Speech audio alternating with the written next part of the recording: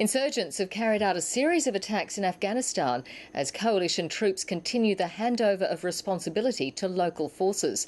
Taliban militants are warning of further violence to disrupt the transition. Afghanistan correspondent Sally Sara reports from Kabul.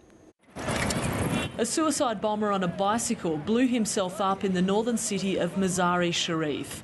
The blast sent deadly shrapnel into a crowded street. A child was one of the victims.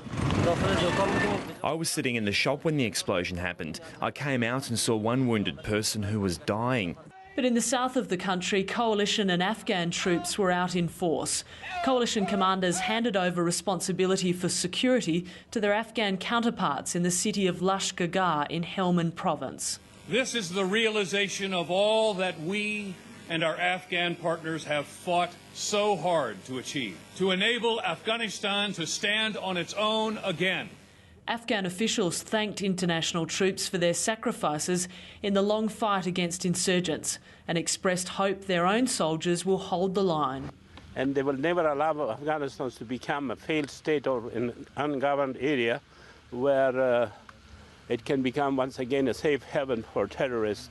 7 areas are being handed over to Afghan control in 7 days. The insurgents are threatening to disrupt the ceremonies.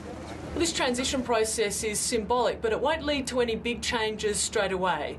Coalition troops are still in the country, and their Afghan counterparts are a long way off from having to face the Taliban alone.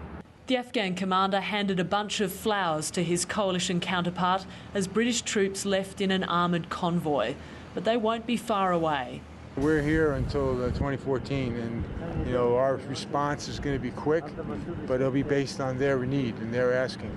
It won't be nothing that will be generated from us.